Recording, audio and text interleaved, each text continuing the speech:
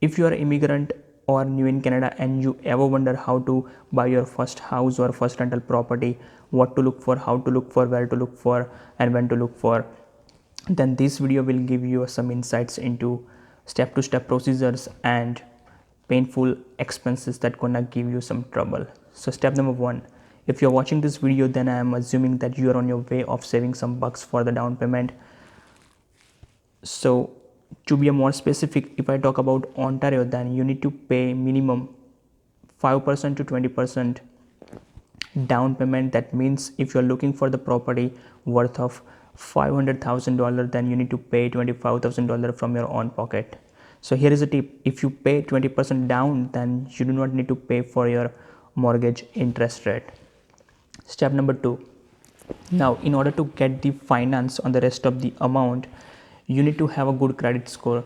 Good means I will say 750 or above. If your credit score is screwed up, then first fix that.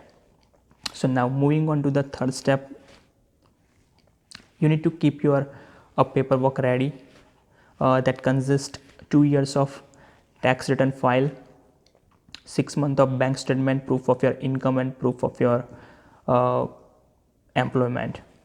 Step number four is to talk to the different lenders. That means just go and visit the banks and find out whoever is the lowest possible mortgage giver. Now if you do not know what is your credit score, then I would suggest you to go and check that first on the Credit Karma website. That is absolutely free. And when you go to the bank, do not allow them to run your credit score. Instead, just tell them your credit score is 750 or 800 or whatsoever, so that won't negatively impact your score. And when you tell them, they will let you know that for how much mortgage you are eligible for. So based on that, you can decide your budget. So now step number 5 is to go and check out all the properties. So contact to the brokers, book the tours, visit the properties as many as you can. I would say at least 20 to 25 properties, so that you can get the roughly ideas that how much you should pay for particular house, or if you need any upgrade, then how much you can pay for the upgraded house.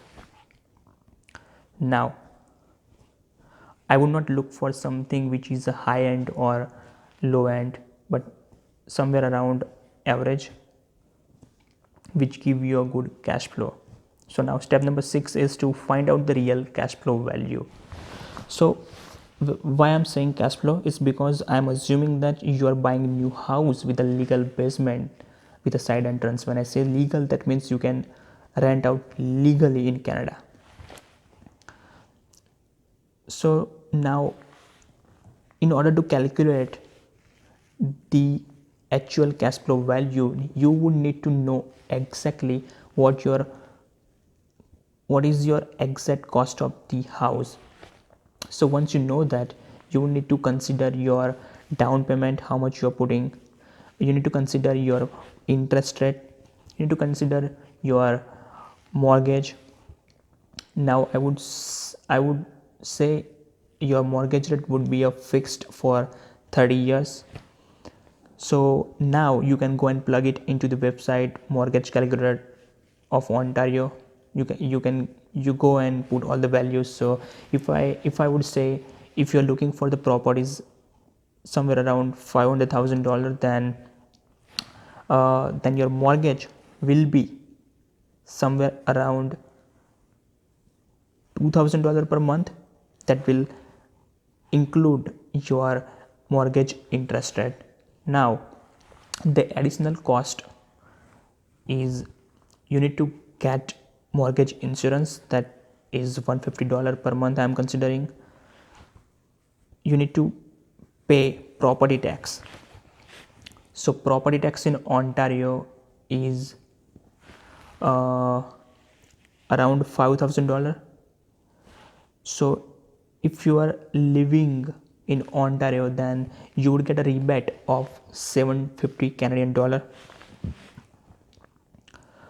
If you are purchasing in Toronto area, then you would get a rebate around $4,000.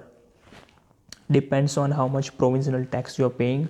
So I would consider $400 per month you're paying property tax, and property tax means land transfer tax that you pay in Canada. So how much? 2,400 plus 150 for the insurance, $2,550 for that. Then I would say maintenance fee. That means that means the loan moving fee or maintenance, monthly maintenance, or if for the vacancy you need to clear your carpets and all other legal things. So I would say that is also $100. So it's kind of $2,600 you are actually paying monthly. So it's not look like you're only paying $2,000, but this is additional cost that you don't know generally. So you need to consider that. And when you are renting your basement or whatsoever, you need to consider that you rent out for the around 3,000 or more than that, so that you can get the good cash flow. Now step number 7 is, if you're looking for the older home or if you're looking for the condo and you need to go for the renovations, then I would say the renovation will take time. 20 you just need to consider whatever your constructor is saying, just add 20% more time and 20% more cost, additional cost on whatever they are saying, and that happens. So now step number 8 is about the location. So I would not look for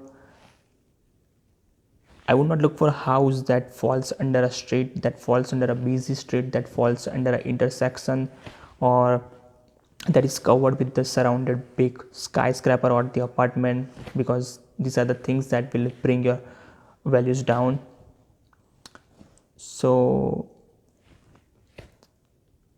next step would be find out the realtors. So you go and check on the website realtor.ca, find out the top realtors of Ontario, contact them, go and visit to few realtors, talk with them, and whatever you think that is the right one for you, just pick that up. And it is the realtor's job is to negotiate the value for your house. So they are in the business for a few years, so they know that how much reasonable price you can pay for a particular house. And the plus point is, you do not need to pay anything to the realtor. Seller will pay some amount of money, some percent of money to the realtor, and he will negotiate for you. So that is always a good option to hire a realtor. Now step number 10 or 9 whatsoever is to do the inspection. So now you have decided your house, you have negotiated the price, everything is done. Now it's inspection time.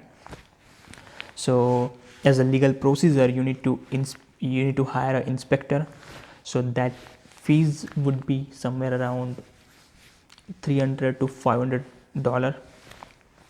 So check and inspect as many things as possible, from ceiling to the basement, everything, foundation, gas lines, electrical, plumbing, each and everything.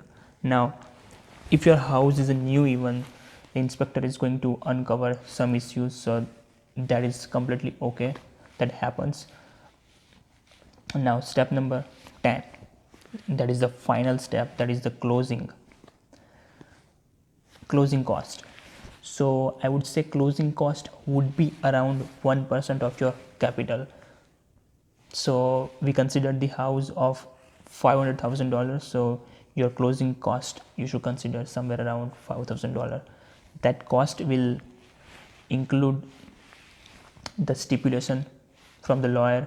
So lawyer will take fees somewhere around $1,000 to $2,000, and you need to do your moving cost also, so and some other miscellaneous cost. So that is pretty much all about buying house. So if you have found this video helpful, then like this video, subscribe the channel, and don't forget to press the bell icon. Thank you for the watching.